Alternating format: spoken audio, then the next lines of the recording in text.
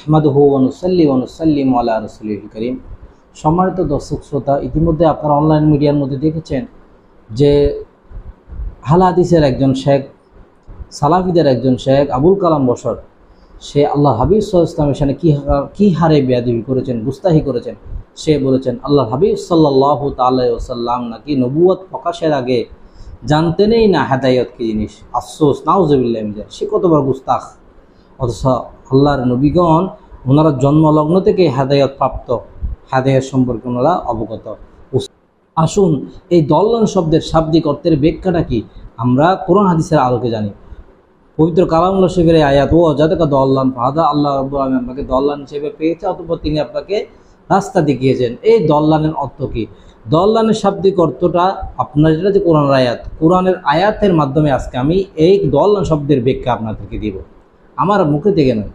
দল্লান শব্দটির দুইটি অর্থ কোরআনের মধ্যে ব্যাখ্যা করা হয়েছে। একটা হলো নবীদের শানে, আর একটা হলো গয়রে নবীর শানে, অর্থাৎ যারা নবী তাদের শানে দল্লান শব্দটি ব্যবহার করা হয়েছে।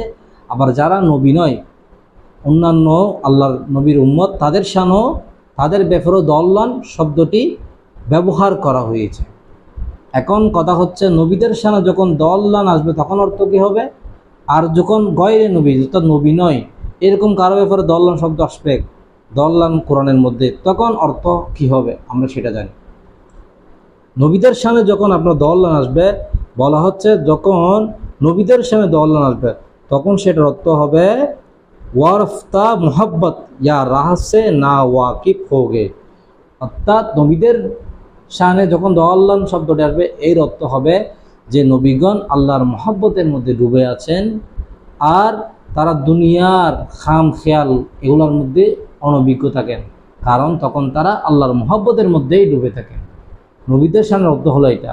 আর ওলিদের বা অন্যান্য বান্দার ক্ষেত্রে যখন এই অর্থ ব্যবহার আসবে, নবী ছাড়া যখন অন্য কারো ব্যাপারে এই দল্লান শব্দ অর্থটি আসবে, তখন বলা হচ্ছে এই দল্লান শব্দের অর্থ হবে যে আপনার গুমরাহ, পথভ্রষ্ট। এবার আসেন আমার এই দুইটি মতামত কোরআনের আয়াত অনুযায়ী আর শব্দের অর্থের ব্যাখ্যা, এটা কি আমি নিজের থেকে বলছি না পবিত্র কালামুল্লাহ শরীফের মধ্যে স্বয়ং আল্লাহ এটার প্র্যাকটিক্যাল প্রমাণ দিয়েছেন? আসুন আমরা সেভাবে জানি। যখন গয়রে নবী, নবী নয় এমন কারো ব্যাপারে দল্লান শব্দের ব্যবহার হবে, তখন অর্থ করা হয়েছে কি আপনার গুমরাহ। এই ব্যাপারে দলিল দেখেন, মাই ইউদলিলিল্লাহু ফালা হাদিয়া লাহু। পবিত্র কালামুল্লাহ শরীফ সূরা আরাফের 186 আয়াতের মধ্যে বলা হচ্ছে যখন আল্লাহ তাআলা কাউকে হেদায়েত দান করেন না, তখন সে তার হেদায়েতের জন্য হেদায়েত দাতা হিসেবে কাউকে পায় না। ঠিক আছে? অর্থাৎ আল্লাহ কাউকে যখন আল্লাহ কি করেন, নিজেই পথভ্রষ্ট করেন, গুমরা করেন, সে তার হেদায়েতের জন্য কাউকে পায় না। তাহলে কালামুল্লাহ শরীফের মধ্যে এর ব্যাখ্যা রয়েছে। গয়রে নবীর ক্ষেত্রে আছে গুমরা, দল্লান শব্দ অর্থ। একইভাবে আর অপর আয়াতের মধ্যে আসছে সূরা কাহফের 17 নম্বর আয়াত, ওয়ামা ইউদলিল ফালান তাজিদা লাহু ওয়ালিয়ান মুরশিদা।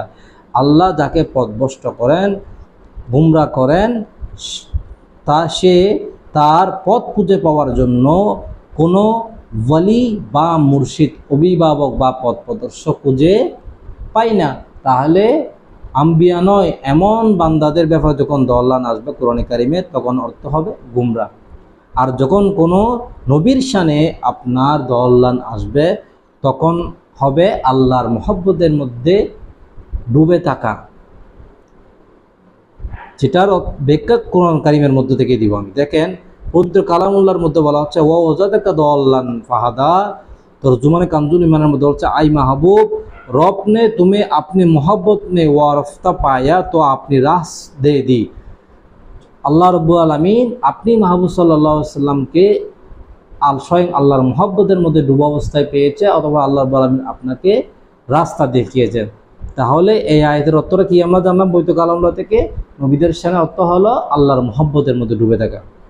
অপর আয়াতের মধ্যে দেখেন সূরা ইউসুফের 75 আয়াত, ক্বালু তাল্লাহি इन्नका लाफी दलालिकल कदीम, जे वो फर्जंदान याकूब बोले कि खुदा की कसम तुम अपनी पुरानी खुदर फुतगी में हो।